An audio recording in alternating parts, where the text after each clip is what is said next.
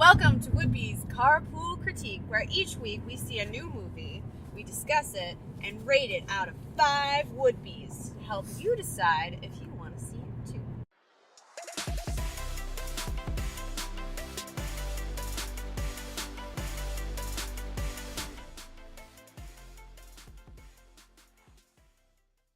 We saw Proud Mary. We saw Proud Mary! Which just got out of the theater. Which is a story about a hit woman. And now that we're back from we're driving back from the theater, what do you guys think? What was your first impression? Bad. Oh. How about you guys? $10 nap? Ooh. I thought it was, a pretty good,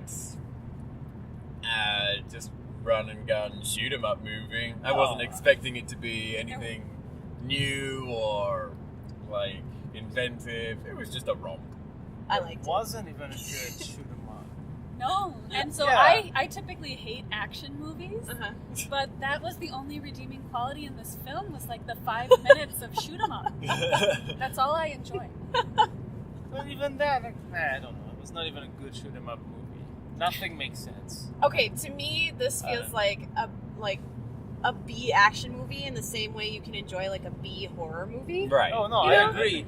And for that, I enjoyed it. But no, I disagree because it's trying to be an A action movie and it's failing at it. That's why I don't like it. I like B movies when they take themselves as B movies. I see what you're saying. I think there was a disconnect between the writing and the acting because Well, The- directing. Come on. the writing for me was the worst part. The dialogue was Absolutely. Yeah. Horrible. Dialogue was Absolutely. pretty dire. horrible.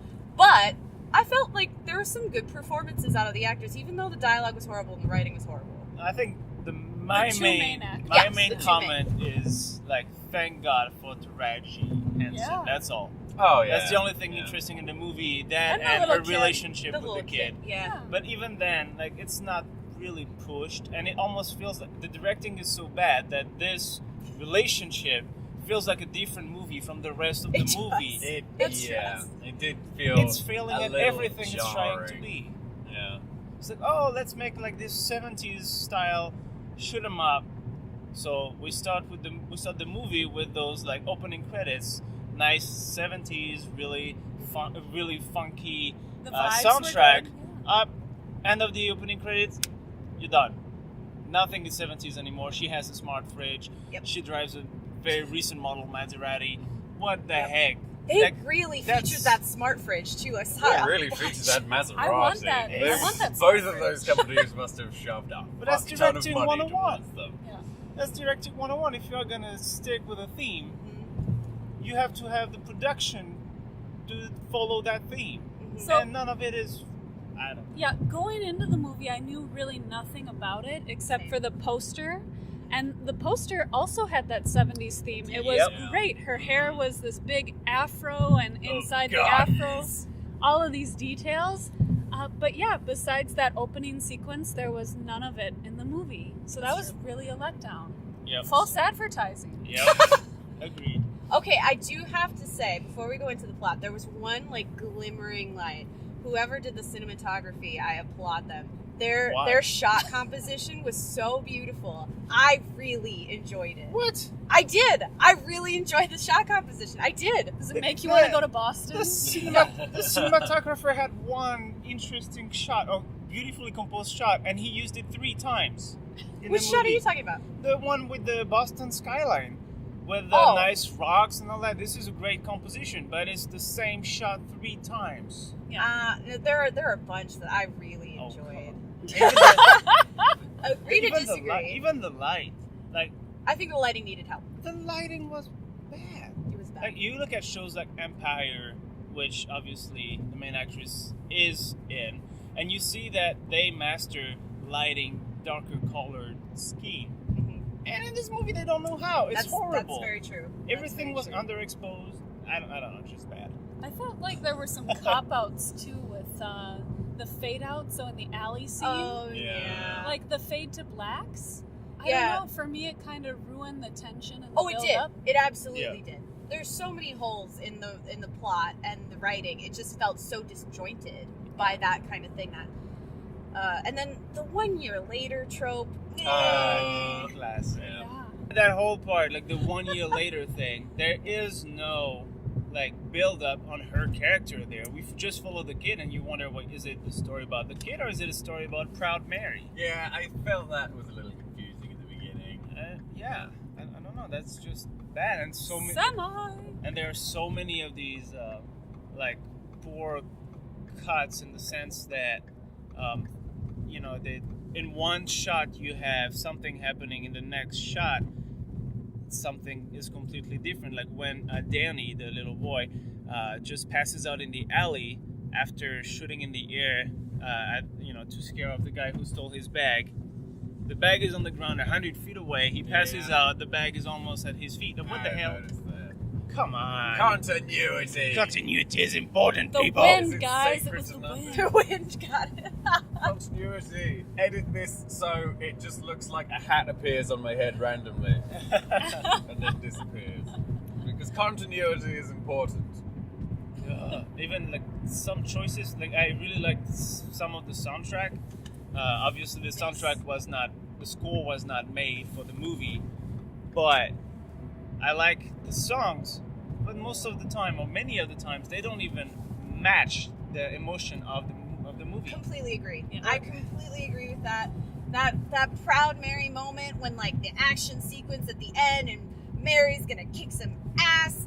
It's just it was a misfire, I felt. Exactly. I think they were trying to like capture the same sort of feeling that you got from something like Baby Driver and a lot of those like action gunfight sequences where like everything is like choreographed and set to the music. A lot of it being very, very upbeat and and you fun. But exactly. yeah, I mean, it just like it wasn't as tight. I mean, I still thought it was pretty good. I just thought a lot of the fight choreography was pretty nice. I really appreciated the way Taraji Henson was able to like carry herself throughout that. Actually, seeing her go like Mama Bear was for me probably the highlight. Yeah. She's fucking scary. Like she's a scary lady and very attractive in a scary way. Scared boner. No, she had great poise. No, but that's why it's so bad that you have so much wasted talent in front of the camera and it's completely wasted behind the camera by the director and like and even the editing. So many times you had unwarranted like changes of angles every like 1.5 seconds. No, I take that back. Less than a second in a scene that has a slow pace. That is completely useless. You are not building tension in that kind of way for these scenes. It's just That's true. And talking about great talent being kind of squandered, did anyone else notice any issues with Danny Glover's voice? Yes. Yeah. What happened? The delivery sometimes wasn't great. I'm wondering if his voice was done in the sound ADR. even? Yeah. Yep. Well, same thing with at the end with Tom's voice. You know, when they are in that like warehouse. You know, it sounded very ghosty. It was like ooh. Yep. I Why think would maybe you that do was that? on purpose. I mean, because we didn't know where he was. I mean, that's but one you of don't those need it to be ghosty. tropes of like, I know where you are. Yeah, that's kind of what I was. Come out, wherever you are. It's that kind of but shit. but you can have the actor do something like that, but having the sound I see what you mean. editing The quality that of the way, sound. it's just like it's almost like the editor was behind the computers and was like, okay, these shots are shit. Play with this. The sound is shit. How do I make this movie okay? And I try to insert clips everywhere, every half second, or I change the voice quality to make it a little better. I don't know what happened there, really. All right, we talked about Mary. We talked about Danny Glover. The boy who plays Danny. He was good. He was good. Yeah, he was good. I think he's gonna have a pretty was good captivating. future. He was captivating. I will say maybe 2 things to try to convince you that this is actually bad. Okay. A bad film has always music on all the time. No matter what happened, there's always music because either the directing is bad from the rhythm, or the actors are bad. Here, it's the directing. I don't think there is a minute of the movie that doesn't have soundtrack over it. This is just bad. And your second point? I had the second point, and I thought that was convincing enough. I forgot it. So, ratings out of B's, guys. James. I'm gonna give it 2.5 B's. I'm gonna give it 2 whole B's and half a bloody B. All right, Amanda. I'm going to give it 2.5 Bs because there are so many problems with the sound and the lighting and the story. But I really enjoyed the relationship between Mary and Danny, so 2.5. I'm going to give it 2 Bs. 1 B for Mary, 1 B for Danny.